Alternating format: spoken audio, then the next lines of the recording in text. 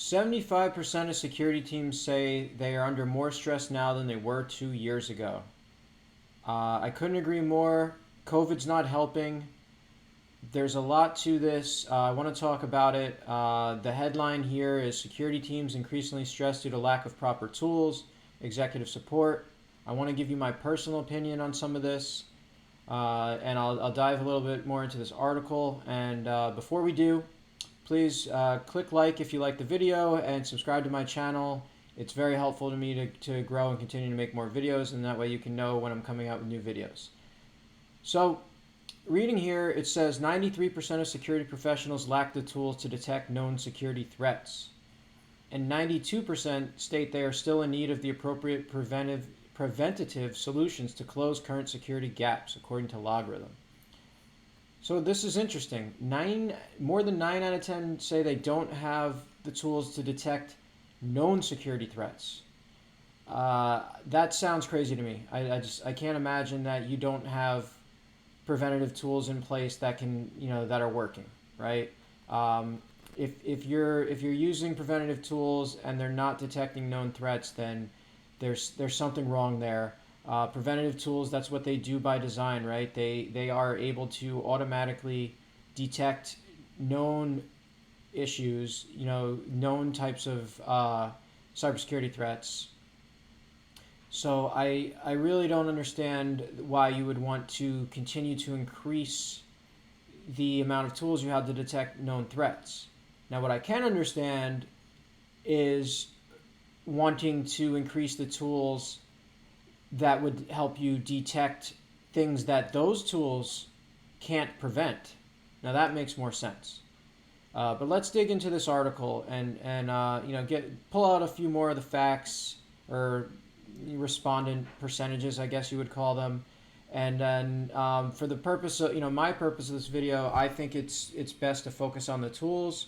But we'll talk about the response about the poor executive leadership as well. But again, I want to focus more on the tools side because to me that's a little bit more interesting and a little bit more solvable.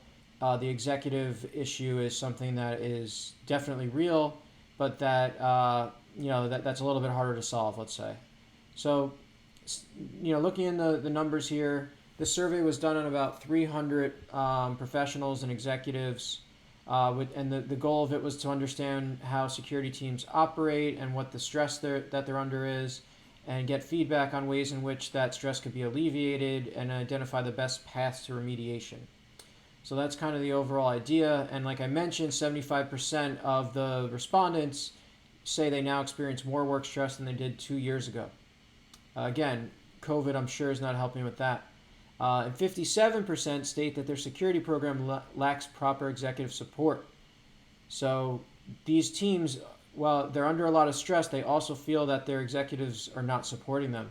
And I have to say, I'm not surprised. I've worked with many organizations, large and small, and security is underappreciated, and security is sometimes seen as just a cost or a business blocker. So I do get it. I think executives are getting better, but they could be obviously a lot better, and this survey, kind of, shows that. They go on to mention that security teams are being expected to do more with less, which is increasing their stress levels. Of course. With more organizations operating under remote work conditions, the attack surface has broadened, making security at scale a critical concern. That's true, right? COVID is what I mentioned before, is why everybody's working remote, of course, and that is making it a little bit more difficult for teams to be able to manage their cybersecurity posture, let's say. So this is a call to action for executives to prioritize alleviating the stress and better support their teams with proper tools, processes, and strategic guidance. So that's big, right? Let's focus on that for a second. I've read this article once or twice, but I think that this is probably something that I didn't focus on before when I read it. The call to action for executives is to prioritize alleviating the stress and better support their teams with proper tools, processes, and strategic guidance. Okay, now I would say that they should be supporting their teams with proper processes and guidance And the tools probably being the least important in that people, process, and technology type of idea. I've talked about this, on my blog. If you haven't seen, I'll make a post, or rather, I'll link below to one of my posts where I talk about people, process, and technology and any security solution and why it's important. And I think that this kind of points to, they talk in the next paragraph about a lack of executive leadership. And, maybe that lack of executive leadership is that idea that I just mentioned right there. If you know what you're doing and buying and purchasing, you know that you need proper processes, people, and the technology. You don't just need one or the other. So let's read what they say here a little bit so it makes more sense. So a lack of executive leadership contributes to stress in the security team. Sure. When asked what causes the most work-related stress, the two most selected answers were not having enough time and working with executives. In fact, 57% of the respondents indicated their security program lacks proper executive support, defined as providing strategic vision, buy-in, and budget. All right, so let's unpack that a little bit. The causes of the stress are not having enough time, right? Let's talk about that. Well, not having enough time, in my experience, generally comes from having too many things to do, and essentially those things to do are often alerts generated by security tools, right? So previously, in the article in the beginning, respondents mentioned that they lack the tools to properly block threats, but I would argue that they potentially have too many tools and are getting too many alerts, and that's why they don't have time, and to be doing anything but other than under stress and be in a constant react mode, which is why they're feeling stress. And they're blaming the executives to a large extent, and I agree. I don't think the executives really understand what they're doing and the kind of support that they need. So let's talk a little more, or read a little more rather. Security professionals cited inadequate executive accountability for strategic security decisions as the top reason they want to leave their job. An alarming statistic, given 47% of companies are still trying to fill 3 or more security positions. So, the point of this article here is that the strategic security decisions made by executives are not great. And I would agree. But they're getting a lot of their feedback and their information from security professionals. So I would place some blame back there, right? I read this article and I tend to disagree with most of it. And one area I'd like to really talk about that's almost contradictory to, or in the same vein contradictory as the rest is this deployment of redundant security tools. So reading here, it says 68% of respondents admitted their organization has deployed redundant security tools, and 56% confess the overlap is accidental. So they have redundant security tools. They didn't realize they were redundant. And then once again, this emphasizes the need, according to this article, for improved strategic oversight from executives. And despite having these duplicate tools, 58% of respondents said they still need increased funding for tools when asked for additional support their security programs require. Wow. So to me, this is sending mixed messages. This doesn't make a lot of sense. You have redundant tools, you have overlapping tools, you didn't realize they were overlapping when you bought them, you're blaming your boss. Okay, fine. But why are you asking your boss then for more money to buy more tools? Right? So then the next paragraph goes on to kind of contradict the previous one, if I understand it correctly. It says, consequently, the report highlights the growing value of IT consolidation. Now, this is something that I agree with, right? But getting back to the article, security professionals rate the value of solution consolidation highly, citing the top benefits as less maintenance, faster detection of issues, identification, and resolution of those issues, as well as lower costs, and lastly, improved security posture. Now that's pretty crazy, right?